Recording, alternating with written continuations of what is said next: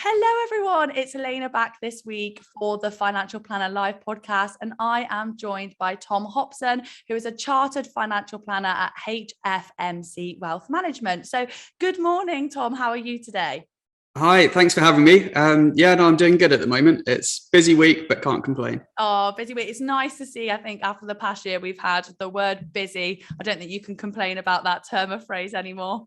Well, I don't think it's not been busy since the pandemic. It's been kind of flat out ever since. So can't complain. That's exactly what we like to hear. So thought it's always a good place to start off, Tom, if you don't mind telling us a little bit about yourself and what you do. Yeah, sure. So I'm a chartered financial planner here at HFMC Wealth. So ultimately, I'm responsible for a client bank of around about 60 clients, and we focus on kind of core holistic financial planning with them. So utilizing the wealth they've built up or are still accumulating to do everything they want to in life. Yeah, pretty much. Yeah. And we have had a lot of discussions about the fact that you definitely fall into the category of what we call sort of a young financial advisor or a younger age profile financial advisor. So I did a little bit of research before we came on the call today. And I think it's like 68% of financial planning firms say that they don't have an advisor within their firm that is under the age of 35. So when you look at that statistic, that is quite staggering. So do you mind telling us a little bit about your journey and how you've got to the point that you are today as a young financial planner? Yeah, sure. So I had a slightly unorthodox entry to the industry because I didn't know it actually existed when I first came into the job that I do now.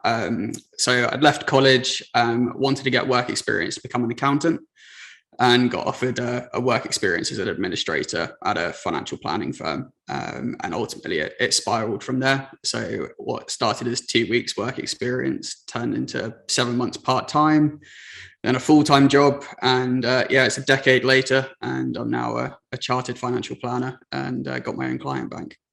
So what was your journey then to get to that point? So you started off doing the administration. How long did you stay in back office roles before you became a financial advisor? Yeah, so I started off part-time for 7 months, I think it was, and then came on board as a full-time administrator. At that point, I was dealing with private client work as well as the group business that we had. So I did that for a few years and then got diploma qualified in 2014. Became a paraplanner at that point, worked my way through on that for a few years. And then I think in 2017, I got the opportunity to join a partner in the current firm as a trainee advisor. So I did a few years with him, and then 2019 took over my own client bank, and we are where we are now. Blossoming since then. So it's a nice point that you mentioned to begin with there, that when you sort of think lots of people fall into the industry as such, or you didn't necessarily know about the industry before a certain date. So at what point during your career journey within wealth management did you realize that you wanted to be a financial advisor and advice was what you wanted to step into? I'd actually say probably within the first couple of weeks of my work experience. At that point, I was talking with the advisors about the products and what they did and all that sort of stuff. And I'd known from an early age, the two things I wanted as my job, I wanted to work in finance and I wanted to work with people. Mm-hmm. So once they explained what a financial advisor did, that to me kind of ticked all the boxes. And that was ultimately where I wanted to get to. I think the definition of the job that I wanted to do has changed over time. Once financial planning was introduced and I got kind of into that world a lot more, that is definitely where I want to focus on now. But yeah, I think it was before the end of my 2 week work experience, I was sold on becoming an advisor at some point. Wow, that is very quick. So what was it? The people element, the fact that you'd be interacting with lots of different individuals. What was it? The fact, because obviously we talk about this a lot within wealth management, there is so many different avenues. There's so many different things, may that be paraplanning, compliance, or being a financial advisor. So what was it about that job role that really attracted you? What made you think from your skill set that that's where you'd be a good fit? It was the people side of it. It was the fact that you actually got to work with people to help them understand the wealth that they'd kind of built up. I'd been a social character pretty much my whole life. So I always knew that kind of having a client facing job was where I wanted to end up. And then, yeah, it just kind of, everything just seemed to tick all the boxes when you looked at that career path. So yeah, I went fully committed, and luckily it's paid off. Yeah. So this is another thing. Lots of different people, obviously like yourself, come within the industry and they want to be a financial advisor. And as you've just touched on then, it really ties into their skill set and what they're looking for to feel fulfilled out of a career. So how did you hone in then on that? So how did you then sort of track your progression to make sure you become a financial advisor, or sort of guide your career as such to get to that point? Yeah, so I've been really lucky in both so Christchurch Benefits, where I first started off, and now here at HFMC Wealth. I've always had mentors. So from day one of the advisors, or one of the directors at my first company, was very clear when I said I wanted to be an advisor. He said, "Great, well, you've got to get your diploma, and we want you to do it in 2 years," which at that point was an absolute unfathomable task. And he just really kept on me at doing that. And I think it took a little bit longer than 2 years, but we got there. And then he was saying, right, next step is you need to get chartered and fellow and kind of make sure you've got the exam knowledge there. And then we came over to HFMC Wealth in 2015, and the same thing. I've worked with a handful of the advisors here that have all kind of helped steer me in the right directions and help bring you up in certain markets and those sort of things. So yeah, I've been lucky to have people that have done it to then point you in the right direction and say, look, you need to be aiming for here to get to where you want to be. Mm-hmm. So I work with lots of different individuals, especially people that are younger age profile, that face lots of barriers to become a financial advisor due to their age. May that be that they get backlash of, oh, you're not experienced enough. May that be that we don't want to put you in front of our clients because we feel like they're not going to want to deal with someone as young as yourself. Did you face any barriers like that? Does any of that resonate with you? I faced those barriers with myself, not with anyone that I've worked with or any of the clients I've ever dealt with. So I think we spoke about it last time. I've definitely had a lot of imposter syndrome throughout the years. Particularly when I first started advising, and you sat there, and I think it was around about 24, 25, you're advising people in their 60s, 70s, 80s that have amassed lots of wealth, run their own businesses, all these sort of things. And you almost sit there and go, why are they going to listen to me about what to do with their life? But dealing with a lot of the advisors within HFMC, they gave me the points of, actually, do you know what? You can offer longevity within those sort of things. And when you're dealing with next generations, all of that. And I had the skill set. So the exams definitely helped reinforce for both myself and prospect clients, because there have been a few people that have tried to test me because of my age. But having that kind of background knowledge to be able to answer things in a confident manner just helps bat away a lot of those kind of age kind of questions, if they are there, but more often than not, they're not there. So yeah, it's not been too much of a barrier once I got past it myself. Yeah. So yeah, as you just touched on, we talked about imposter syndrome previously. So I did Google the definition. So people who may not be in the audience, who may not be aware what imposter syndrome is, it's like the internal experience of believing that you are not as competent as others perceive you to be. So I think we all, especially in an industry that is very sort of overpopulated by older age profiles, I think, and I don't know the statistic off my top of my head, but the quantity of advisors that are over the age of 50 proportionally, if you compare it to the demographic of the UK, is absolutely ridiculous. And I appreciate imposter syndrome, and even I get it in whether it be from Recruit UK or the Financial Planner Live podcast, and it is quite a massive hurdle to overcome because it's yourself mentally. So was it a lot of mental preparation? Was it time? What helps you when you're in that boardroom with all those individuals, that have amassed wealth, they're older than you? What helps you battle that belief that you potentially should not be there? I think for me, it was experience. Once I'd got past the first couple, so when I first started advising, I got sent to a couple of our more professional clients that worked in the investment banking world, and kind of that was their background. Their bread and butter was the markets, and obviously sitting there talking to them about what's happening in the economy, what the portfolios are doing, how we're positioning things. That for me, when I first started, was a big oh my God, what happens if? And once you get past a few of those, and you realize that actually They are just humans. Yeah. If you don't know something, be confident enough to say, look, I'll look it up and come back to you afterwards. They don't expect you to know everything on the spot all the time.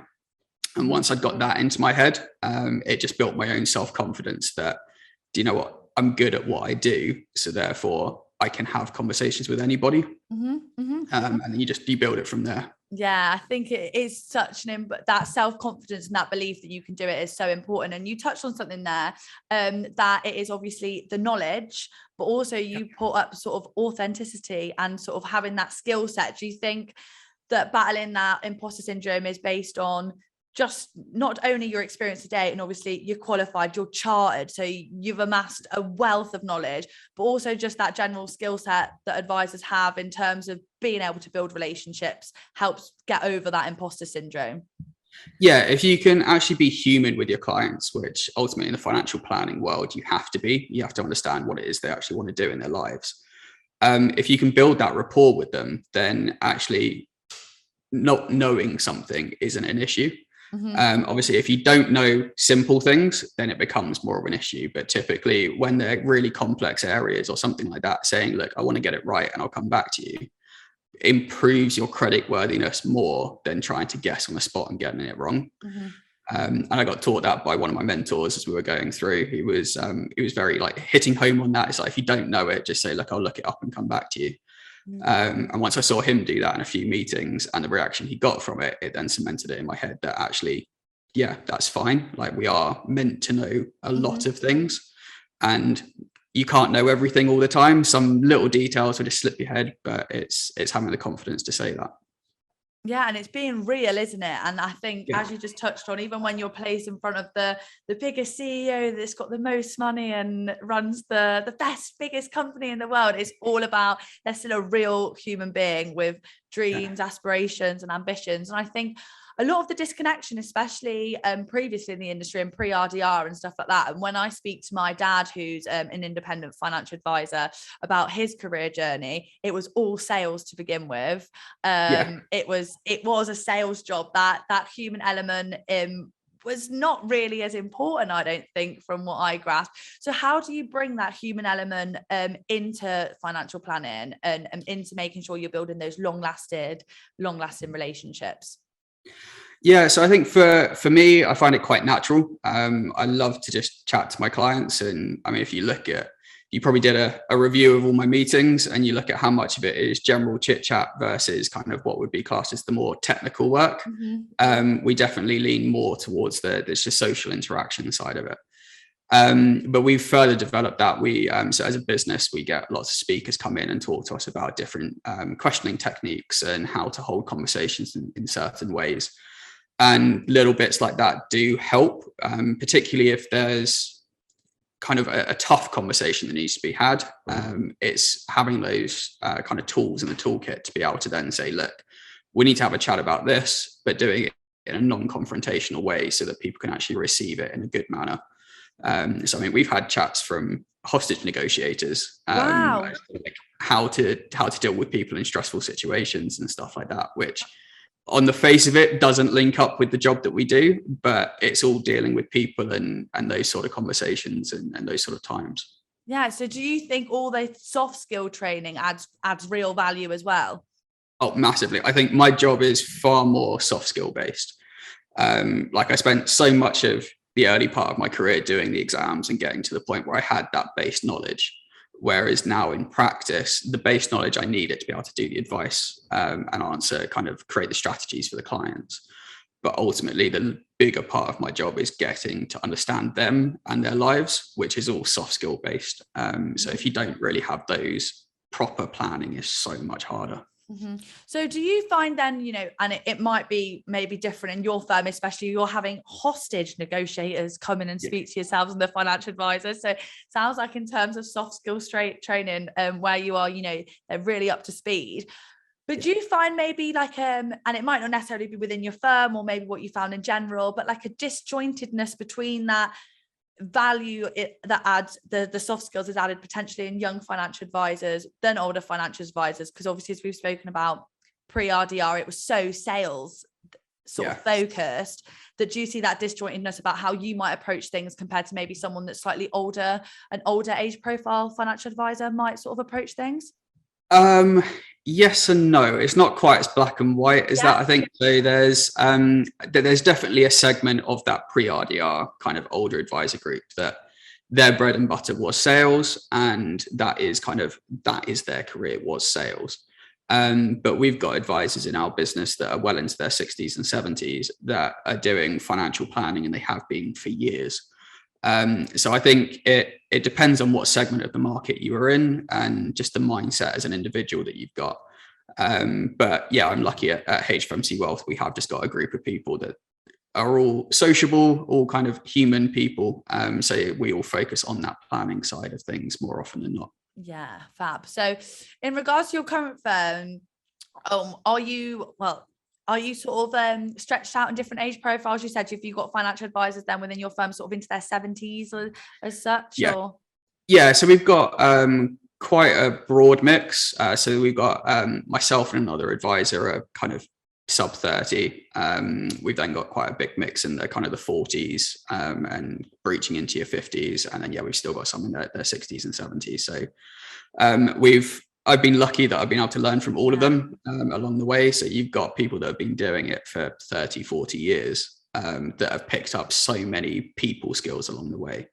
I think the biggest thing I've learned is just talk to everybody.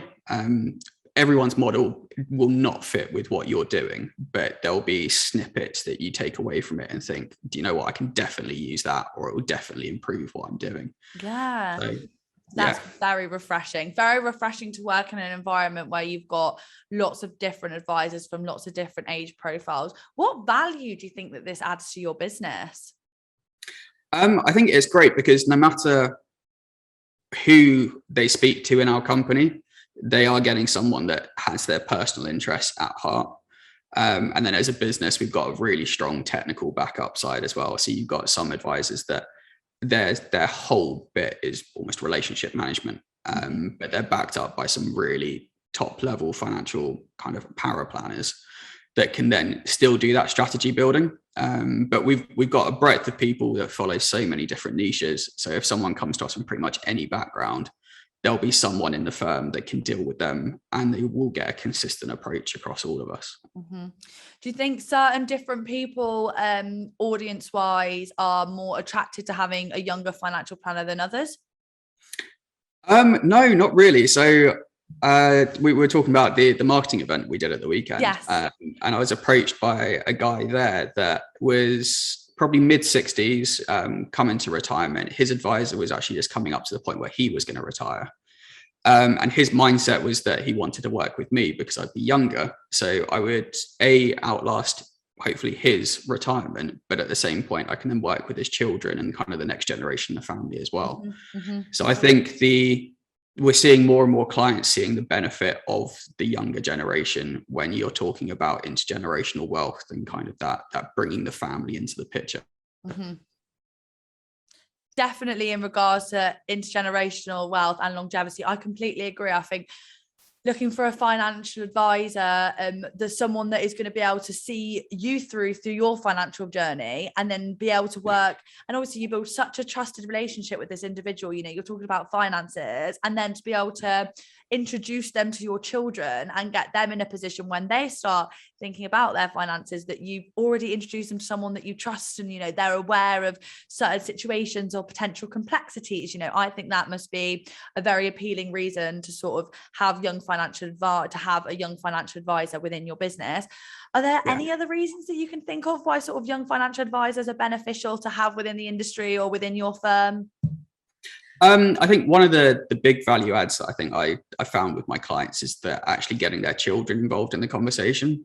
So we do a little bit of kind of financial education workshops as well, both through the CII's program, but we do it with our clients individually.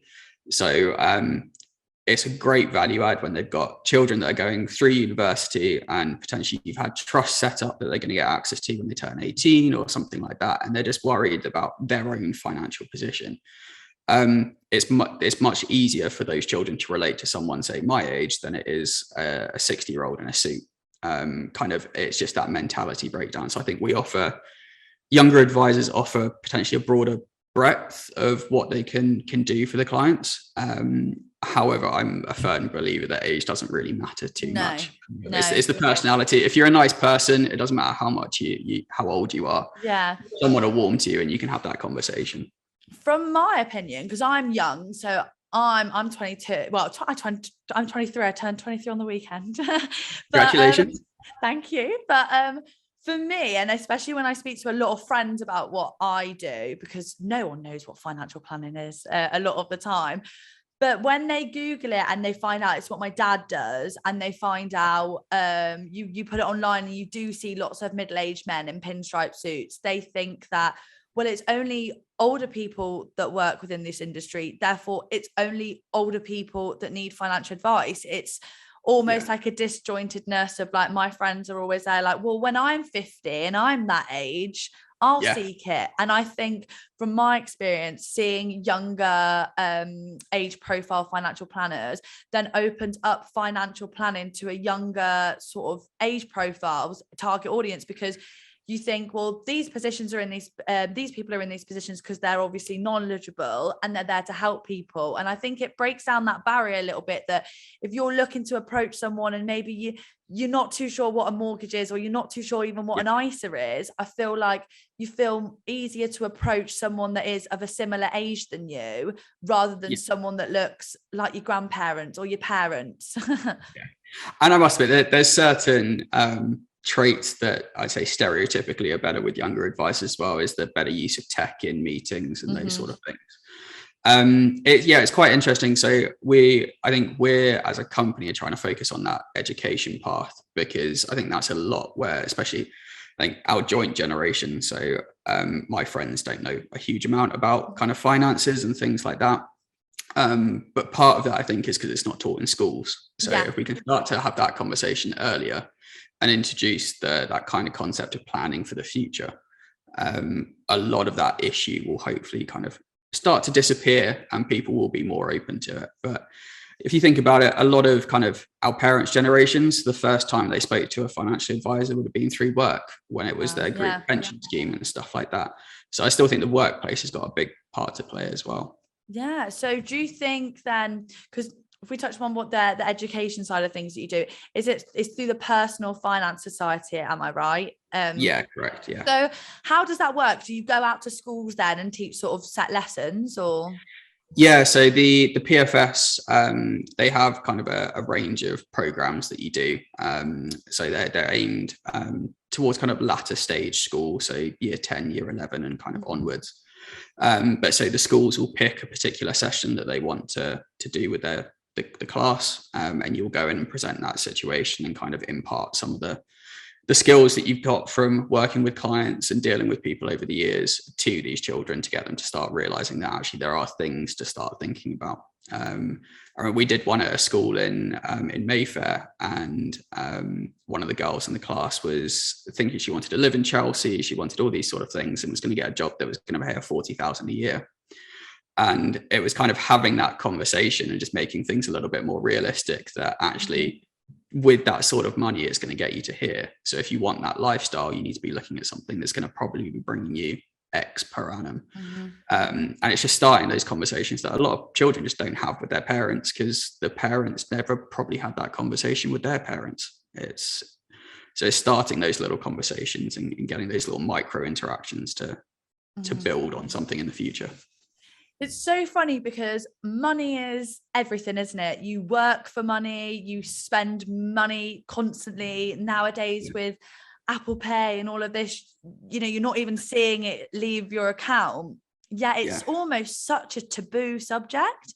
No one speaks about money with their friends, money is such a cause of mental health issues, because no one wants to speak about it, especially when you're in a bad financial position or whether you're in debt. So I do think those conversations with children open so many avenues. For example, it's such a talking point between like me and friends and stuff, like you all learn trigonometry and stuff like that, which I've never once used, but I could probably have benefited from someone telling me what a mortgage is and how I get to that point in time.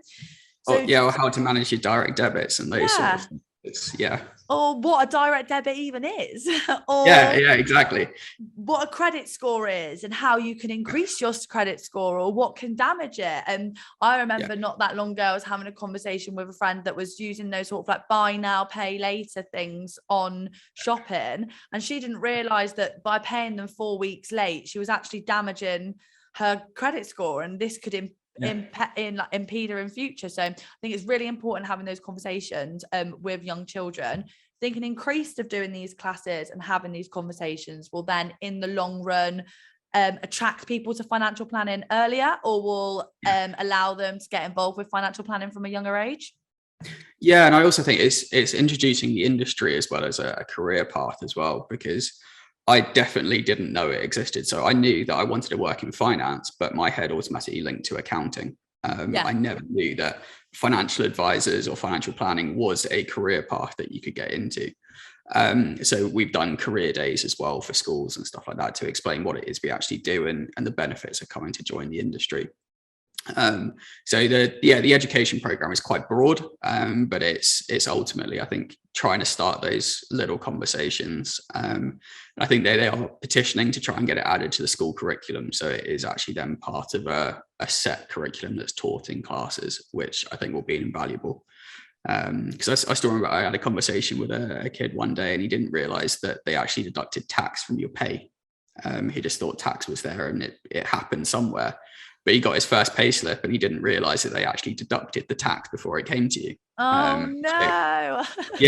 So understanding pay slips and all that sort of stuff is another big life skill that a lot of people would value.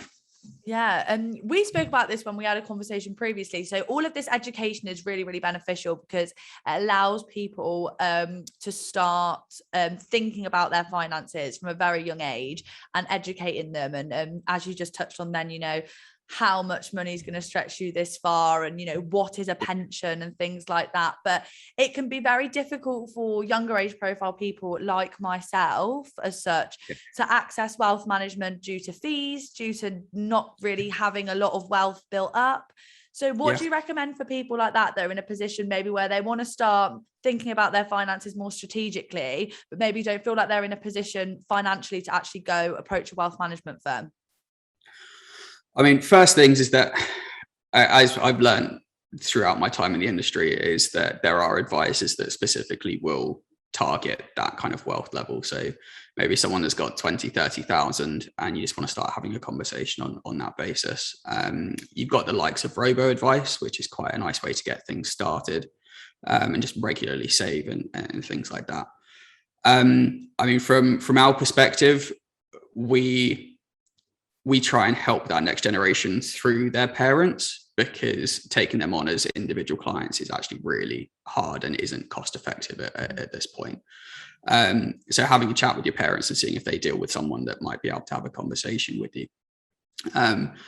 Ultimately, there's loads of ways that you can have a chat with someone about how to save into an ISA, or you can go into your I don't know if you can still anymore, but you could go into your bank and chat to your bank about what mortgages are and where you need to get to and those sort of things.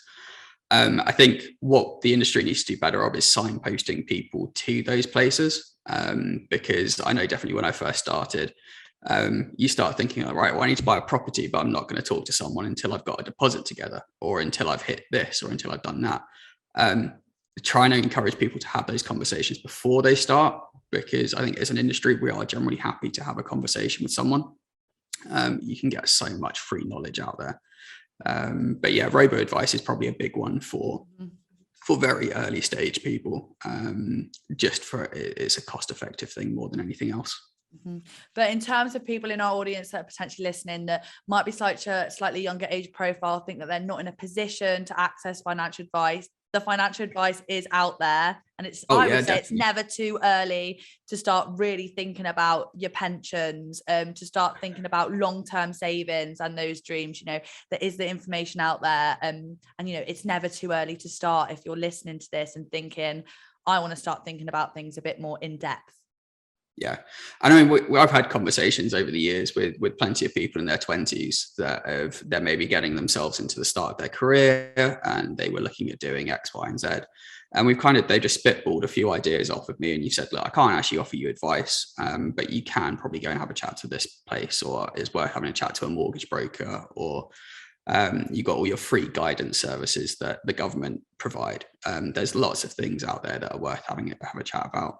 And particularly if you're young and you get yourself into debt, there's plenty of places that can help consolidate debt and get a plan in place to help kind of repay that and then start to get yourself back on the right track.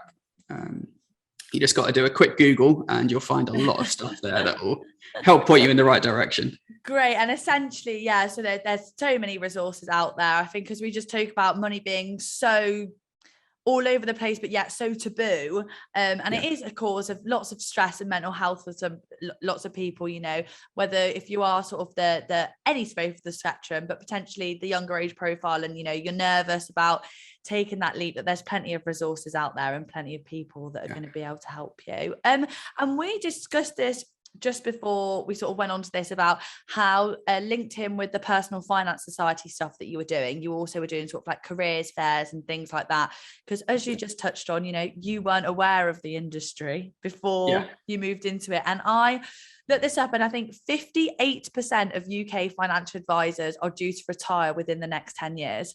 So that leaves a massive shortage of financial advisors. So how do we encourage more people into the industry? How do we get more people like yourself to step into wealth management? I think the biggest part of it is actually signposting it as an option, because I think that there's plenty of avenues to get into the industry. I mean, I'm a massive advocate of training on the job. So get yourself an administrator role somewhere and start to learn the industry and the products and all that sort of stuff while you're training. And then ultimately, by the time you finished your exams, you should be able to become a power planner and then naturally progress that way. But there's plenty of graduation programs out there at some of the bigger firms that will happily bring you in and train you up. I mean, as a firm, we are definitely looking at the younger generation and starting to bring people in, and having that career path so that you've got the ability to progress and learn as you go, because ultimately it's going to be nigh on impossible to come into the industry and know everything about pensions or know all your tax savings allowances and how investments work and all that sort of stuff. So I think, getting an early entry position and training up on the job is probably the most effective. I think they are bringing more and more qualifications that you can study at university and things like that start to tie in with the industry more and more. I definitely feel like the industry as a whole needs more exposure. And you touched on it in the fact that, like, you fell into it as such. You know, before I started working with Recruit UK, I didn't even know what a financial advisor does. And my dad is a financial advisor. And I have so many friends that did economics or business at university, and they still don't know. It literally like blows my mind how they don't even know what wealth management or financial planning is. So I guess it's a very broad question, but how do we bring more exposure to the industry as a whole across the board, really? Yeah, so I think the PFS has definitely got the right idea, which is through this education side of things. So you're exposing the younger generation to it whilst they're still kind of going through education. I think more generally attacking social media, that's the point where people are, especially our generation and kind of the generation above, they're so hot on social media. That's the point to start putting adverts out, not necessarily pitching like a hard sale or anything like that, but starting to pose those questions as to, have you thought about when you want to retire? Have you thought about the lifestyle you want? You've got a mortgage. Have you got a plan to pay it off? All of these sort of questions that almost just start to ignite those little kind of brain cells to go, oh, do you know what? I really need to have a chat with someone about this. Where do I go? And if the social media where people spend a lot of their time is pointing them in the right direction, and hopefully we can start to encourage them to actually come in and have proper chats and get proper strategies in place for them. I think social media is an incredible tool in the sense it's obviously got lots of negatives in one side, but in regards to the information that you can access, the different things that it can allow you to have exposure to, it is pretty incredible. So I'll follow an account similar to the one that you've noted now, and I passed the details along to one of my friends because you know what it's like, one's nosying over your Yeah. phone, like what you looking at. And Yeah. for her, you know, someone that had not had the exposure to financial planning and wealth management like I have, Yeah. it blew her mind. Like, because I don't know if you remember a couple of years ago, there was the whole thing about like Help to Buy ISAs and making Yeah. sure that you opened a Help to Buy ISA before it ran Yeah. out. But for her, like knowing that there was all these different kinds of ISAs, lifetime ISAs, all these different like options that meant Yeah, that she definitely. didn't have grands being sat in her account was mind-boggling. Yeah, I was actually having a chat with a couple of young guys at the weekend about that. They'd come to the stand that we were on, and we're talking about kind of mortgages and purchasing their first home. And we just started talking around like what they were currently doing. And yeah, they'd never heard of lifetime ISAs, or the fact that you get a 25% rebate from the government for it, and all these sort of things. You just like, it needs to be so much better marketed to people so that like the information is easy to access, but people don't know the information is there for them to be able to search for it. So I think social media is a great way to just start planting those seeds so that people can start to have those questions themselves and start to search for it on the internet or contact a local advisor or something like that. I mean, Unbiased is great for that sort of stuff because you can just pop on that you want to talk to someone about something, and it will contact a load of people in your local area, and then that's it. You get someone to reach out to you. You can have a chat. I mean, I had it with my next door neighbor. They were looking to move to Poland and rent out their place next door. He just pulled me aside and went, "So what is it you actually do?" And I explained it through with him and put him in contact with a local advisor that's actually helped him sort it all out. So I think it's just knowing the questions to then know that you need to look for something for the answer to be there. And I guess as we just touched on when we spoke about previously about sort of money being so taboo and such a taboo conversation, I guess making that whole conversation less taboo will then give more exposure to the industry, because once we start breaking down those barriers and having those particularly maybe a bit more uncomfortable conversations with friends or colleagues or family, it then opens the door to like, oh, well, I am actually in a bit of a situation like this, or I am anxious that I'm not going to be able to buy a house or get on the property ladder. But then that's where the solutions also get unveiled. So I do feel like the exposure of the industry and sort of removing this taboo about financial conversations sort of merge nicely together. Yeah, I think the taboo one's going to be the toughest one to break through. Is how do you get those conversations into your social networks, which ultimately, if you think back to it, social media, as you said there, you shared it with your friend. So that's how it starts the conversation. Is it, did you see this on Instagram, or did you come across this or something like that? And that's where the conversations we have with our clients and their children is we never touch on the actual numbers, but you start introducing the concepts and why we're there and what we're doing. And it's amazing how some of the young teenagers start then asking questions that are really on point and like really well thought out, which ultimately you would never think they'd be thinking of, but because you put that as a conversation in front of them, they can actually be quite engaged with it. So evidently from your experience then, you know, opening up this conversation, open up the door to sort of the children of your clients has proven them to be more immersed and more interactive with their finances and more conscious of it in general. Yeah, definitely. And I mean, I remember the first time we ever did it, I felt really, really sorry for the kid that we dragged in. He'd just turned 16. He had his mum and dad either side of him. And there was myself and another advisor that I was working with at the time on the other side of the table. We were sat there talking to him about ISAs and kind of saving for a property when he got the other side of university and all that sort of stuff. And yeah, we were both in suits. They were all properly dressed up, and it just felt like he was pinned in the middle. So it has evolved over time. We typically do it at clients' homes rather than bringing them into the office. So it's a more relaxed environment. And yeah, you learn with it. You almost let the parents lead the start of the conversation because they know their children the best. But it's longevity, isn't it? And as we've just touched on, you know, it's having those conversations from such a young age. He will move with that in mind, and within future, obviously, don't know statistics on this, but I would presume that he will be much more likely to get financial advice maybe generally, or to get financial advice at an earlier age, because he understands the value of a financial advisor, and not only just what they do, which lots of people don't, but the value that they then can in turn add.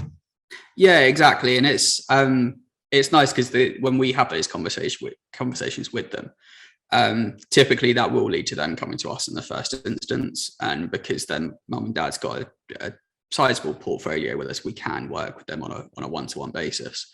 And then it's great helping guiding them through early stage career and building up their own pots of money and stuff like that. So it adds another aspect to the job that's quite nice, where you're actually helping people a little bit more than just dealing with the wealth they've already accumulated. Yeah, must be super, super rewarding. And before we finish off the podcast, Tom, I'd like to ask you one final question. So I work not just on the Financial Planner Live podcast, but also with Recruit UK.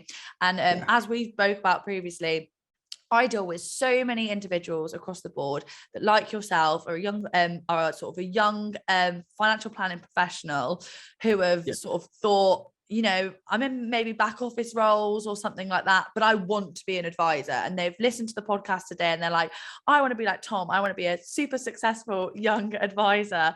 What tips would you give to those individuals that they can hone down on and get them to sort of being a financial planner as soon as possible?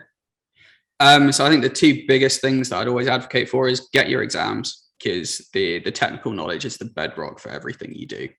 But then also just start having conversations, whether it's inside your own firm or with people like yourself.